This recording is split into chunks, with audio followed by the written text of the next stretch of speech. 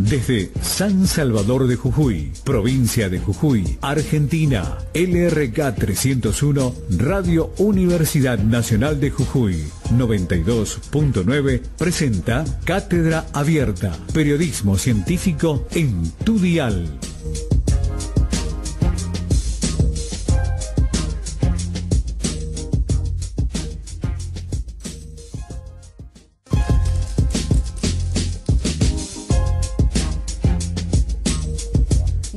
Horas 6 minutos en San Salvador de Jujuy. Bienvenidos, muy buenas tardes. Esto es Cátedra Abierta a través de Radio Universidad 92.9. Nosotros compartiendo de lunes a viernes esta propuesta que suma a la propuesta que ha realizado tanto la Agencia de Comunicación de la Universidad Nacional de Jujuy y Radio Universidad, con el objeto de difundir todo el conocimiento científico que se elabora, se construye desde la Universidad Nacional de Jujuy. Por supuesto, hoy vamos a compartir 2 horas de programa. En la primera hora vamos a estar compartiendo el espacio de La Voz de Ingeniería, que en un ratito ya le vamos a estar presentando a quienes nos acompañan en el día de hoy. Y por supuesto, en la segunda hora de Cátedra Abierta vamos a estar compartiendo el espacio justamente de Panorama Geológico y Minero. Por supuesto, vamos a saludar a todo el equipo que nos acompaña en el día de hoy. Hernán Cabrera, muy buenas tardes.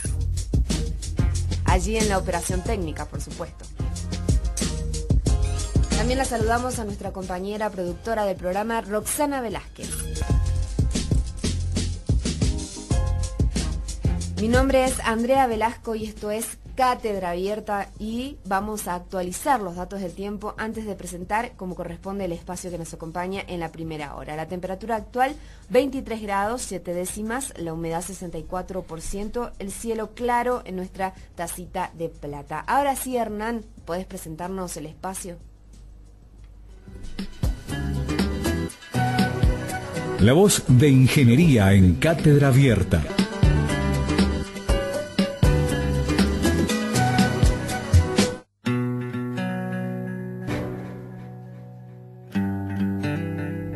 Con esa música de fondo de cortina la presentamos a nuestra compañera, a la doctora Belén Canavire, hoy aquí en La Voz de Ingeniería. Muy buenas tardes. Hola Andrea, con un delay ahí entré. No, estaba escuchando y estaba recordando que me había recomendado la canción de cortina porque estábamos en duda ahí con el ingeniero Condori.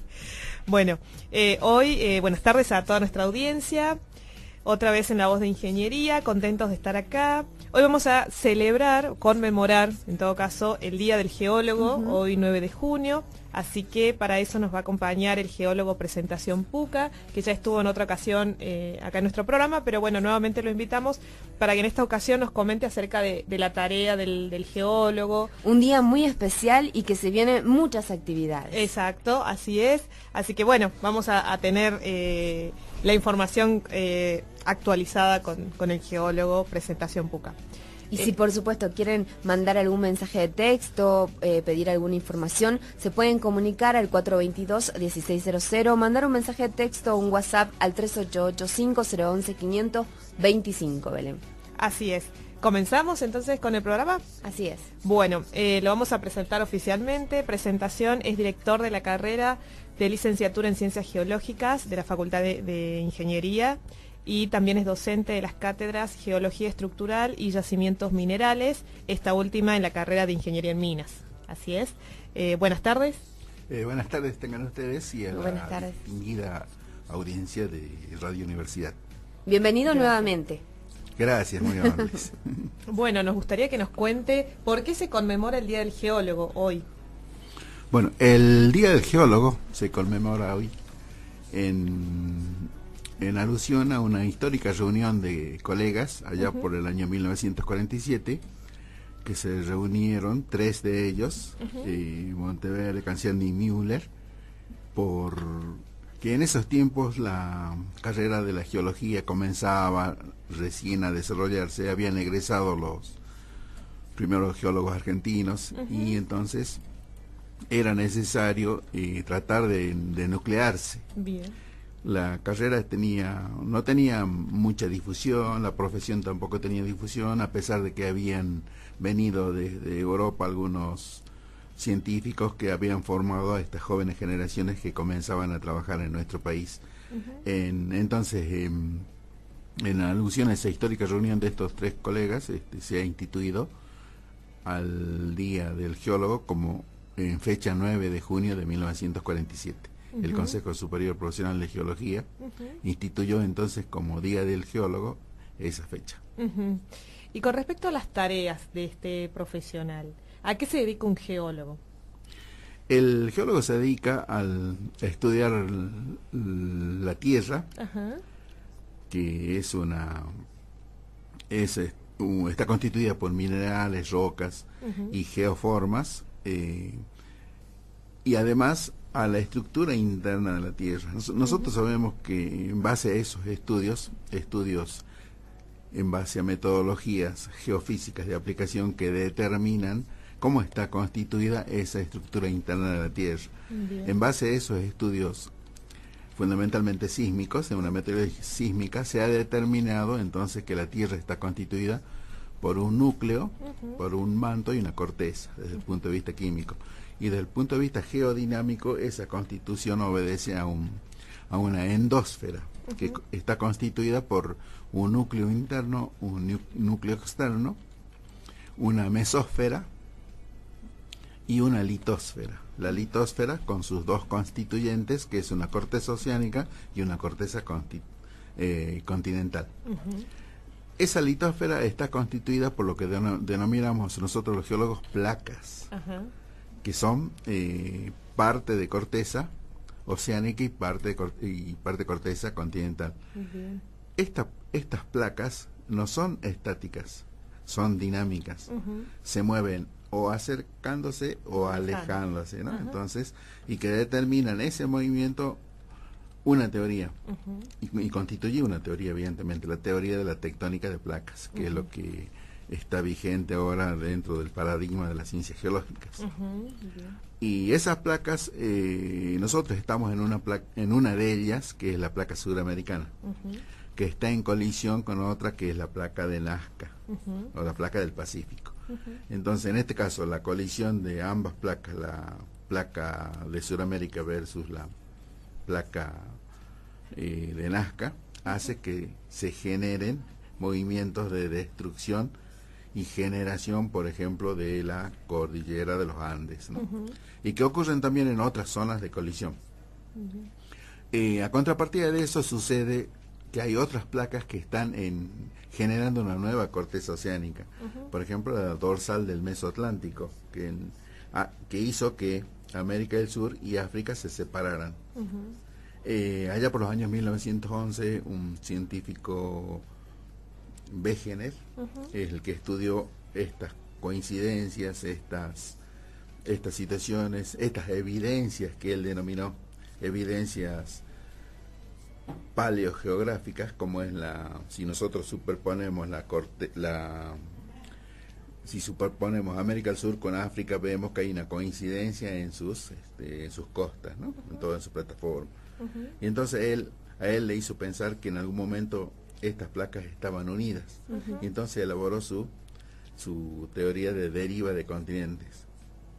Evidentemente por los tiempos en que se vivían en esa época, en el cual los avances científicos no eran notables como para que se pueda tener una base científica de lo que él sostenía, hizo que esa teoría se dejara de lado en parte, y en parte había otros científicos que apoyaban, hasta que allá por los años 1945, en función de la segunda conflagración que hubo en la Segunda Guerra Mundial, hizo que se desarrollara la ciencia.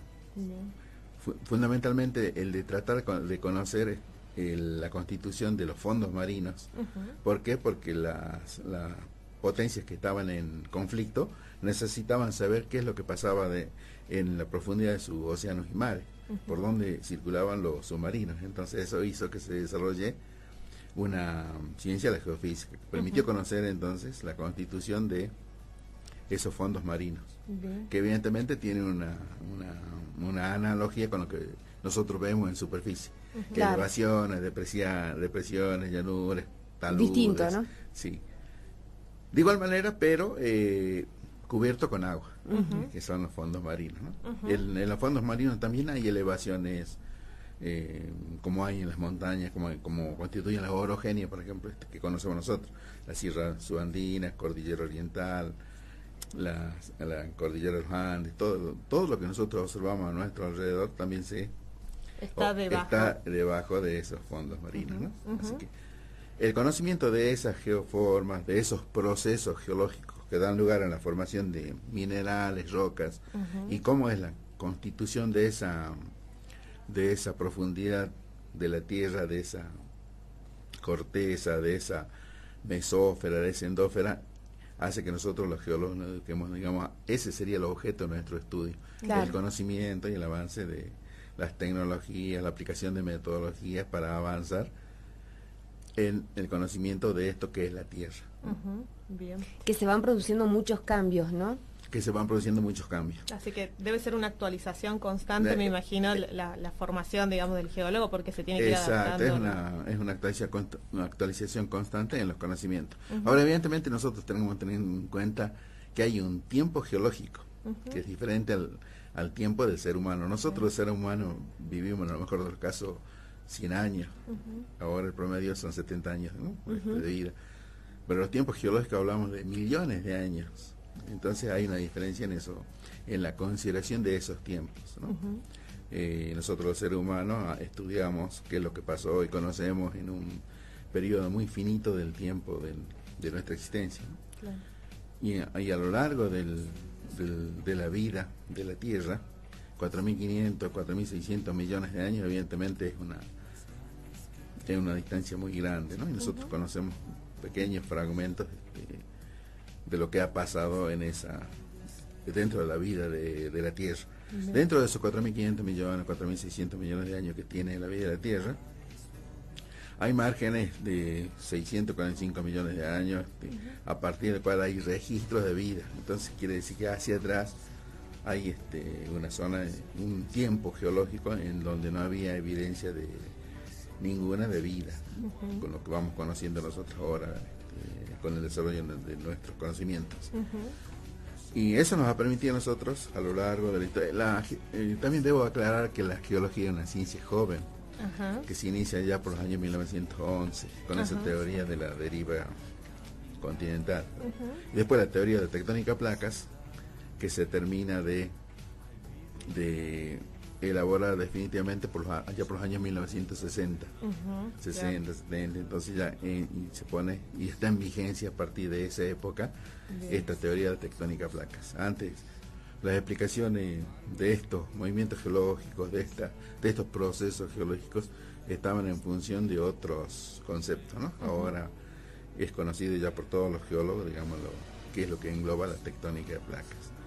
La actividad del geólogo también supone no solamente el estudio de esta geoforma que es la Tierra, sino también el estudio de cómo se han generado y se están formando planetas en el cosmos, digamos. O sea que también ahora hay un mayor alcance de la ciencia que hace que otro campo sería, otro ¿no? campo, digamos, que también se está enfocando ahora en su estudio, ¿no? En base a todos los conocimientos de estas nuevas formas de planetas, nuevos descubrimientos que hacen a la cosmología. Entonces, bueno, hace que también esta ciencia, la geología, se ocupe de ello y se vaya ocupando en la medida que de nuevos conocimientos que se van adquiriendo, ¿no? Eso pienso puede ser un incentivo, ¿no? Para los chicos que se interesen en la geología, porque con las películas de ciencia ficción que muestran siempre el espacio, por ahí digamos se enteran de que dentro de la geología, bueno, también se puede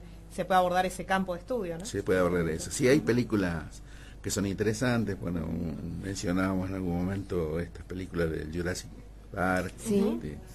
Ahora también otra película sobre el desarrollo de un terremoto a partir de una falla existente en una placa de Norteamérica con una placa del Pacífico, que es la falla de San Andrés. Entonces, que está vigente. También una película muy interesante que muestra los efectos que podría tener un movimiento devastador de esa falla, ¿no? Dentro de esa corteza a la que hacíamos alusión hace unos minutos, la corteza continental y la placa oceánica y la placa continental, hay fallas que se denominan fallas activas. La falla es un proceso que nosotros los geólogos conocemos como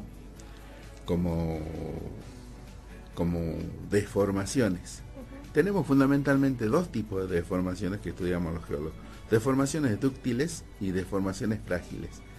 Las deformaciones dúctiles son aquellas deformaciones que por efecto de la acción de una fuerza, de un esfuerzo, se produce una deformación. Esas deformaciones, si vuelven a su estado inicial o quedan dentro de una deformación plástica, se denominan deformaciones dúctiles. Y el resultado de eso son los plegamientos, los pliegues. Que, por ejemplo, si nosotros tenemos un paquete de estratos lo denominamos espesores de rocas, de sedimentos. Bien. Producidos por la meteorización. La meteorización es un proceso de desgaste de la corteza, de todas las partes elevadas, producto de la acción del viento, del agua, de la lluvia, de la nieve, claro, que hacen que se vaya desgastando, se vayan fragmentando esos estratos, esas partes que están elevadas, ¿no? Ese desgaste hace que se fragmenten y los clastos sean arrastrados por los ríos. Por ejemplo, por nuestro Río Grande, cuando llueve en el norte, las lluvias son intensas, arrastran. Si nos acercamos más hacia el nacimiento del Río Grande, en la zona de Tres Cruces, vamos a ver que los clastos son más grandes. Y en ese arrastre a lo largo de kilómetros se van depositando en función de la gravedad. Clastos más grandes se depositan lógicamente al inicio de la acción fluvial. Y se arrastran aquellos sedimentos que son más pequeños o que están que no están totalmente afianzados, ¿no? Afianzados, determinados por su tamaño, ¿no? Y están en suspensión. Claro. Entonces eso se depositan después. Esa deposición siempre obedece a un principio elemental que es la geología, y que obedece a una ley, la ley de Steno de nosotros, que toda deposición se produce de manera horizontal. Los espesores de esa deposición dependen de los ciclos de erosión, los ciclos de sedimentación, el ciclo de arrastre, el ciclo de lluvia, que tienen que ver con la temperatura, que tienen que ver con los climas que reinan en una determinada región. En este caso, en el caso nuestro, todos esos arrastres tienden a confluir hacia los ríos y los lugares de depresión. Los ríos grandes y todos los afluentes que tiene el Río Grande, ¿no? Sí. Río a lo largo de la quebrada de Mahuasca. Y después hay otros lugares de deposición que son cuencas continentales, cuencas lacustres en los lagos. Y estos son los que se estudian, ¿no? Y esos son los que se estudian y determinan cómo se van depositando esos sedimentos. Inicialmente esos sedimentos, que constituyen estratos en función de sus espesores, entonces se depositan horizontalmente. Por la acción de esfuerzos, en este caso compresivos, se pliegan y quedan como elevación. Y son las elevaciones y las distinciones que nosotros observamos y vemos cuando hacemos un recorrido a lo largo de nuestra quebrada, por ejemplo. En nuestro viaje hacia Purmamarca, Tumbaya, Maimará, vemos los colores en los cerros, y vemos como si tuvieran dibujado una especie de triángulos y de colores. Sí. Bueno, esos son estratos que han sido en su momento inicialmente horizontales. Luego se plegaron por la acción de esos esfuerzos compresivos que han presionado y quedaron de esa manera, ¿no? Esos son es parte del estudio del geólogo, ¿no? ¿Qué respuesta puede encontrar un geólogo en los distintos estudios que van realizando? ¿O qué tipo de estudios han realizado concretamente para contribuir con el conocimiento científico? Los geólogos hemos realizado distintos tipos de estudios. Nosotros, evidentemente, en el desarrollo de nuestra profesión, hay orientaciones a las cuales nosotros nos hemos, a partir de nuestra formación universitaria, hemos enfocado, ¿no? Hacia la minería, hacia los yacimientos, hacia el medio ambiente, hacia los hidrocarburos, en fin, hay una serie de orientaciones. Y dentro de esas orientaciones hay estudios y contribuciones que van realizando cada profesional en función de su preparación. Si es una actividad científica, hay colegas que se están desarrollando su actividad profesional en empresa, en el caso nuestro, en empresa minera. Hay otros que se dedican al estudio de suelos. O sea, hay una serie de actividades que realiza el geólogo dentro de su formación profesional, dentro de su perfil, dentro de su incumbencia. Y hay estudios evidentemente orientados hacia la contribución de el estudio de cómo se han formado esas elevaciones, esas depresiones, que constituye en parte lo que nosotros conocemos de la parte del territorio jujeño. Hay estudios específicos, colegas que están estudiando esos aspectos y contribuyen a la información científica, ¿no? Conocimiento científico. Sí. Dentro de la actividad de los colegas, bueno, nosotros tenemos una actividad dentro de la universidad. Dentro de la universidad también está el Instituto de Geología y Minería, Claro. y en la cual realizan sus actividades algunos colegas que ahora se va ampliando la constitución de este instituto, Sí, sí. con la llegada de nuevos profesionales, gente joven que vienen, Sí, los becarios. que tienen convenios con el CONICET, Sí, sí. están haciendo sus doctorados, entonces vienen a trabajar en el instituto, están trabajando. Y hay otro profesional que estamos en la parte dedicado a la docencia en la universidad, también en la escuela de minas, y hay otros que se dedican a otras actividades independientes, ¿no? Como profesionales independientes que trabajan en la parte ambiental, privada, contribuyendo con sus conocimientos a los estudios que requiere la provincia, otros en la actividad provincial también, evidentemente, ¿no? Belén, ¿te parece que vamos a un tema musical y ya regresamos con más, hablando acerca de este día tan especial que es el Día del Geólogo, aquí junto a Presentación Puca, quien es geólogo y nos está contando acerca de la profesión y el campo donde se ocupa y cuál es el objetivo de la misma? Vamos a un tema musical y ya regresamos con más de Cátedra Abierta aquí en La Voz de Ingeniería. Estás escuchando La Voz de Ingeniería en la 92.9 Radio Universidad.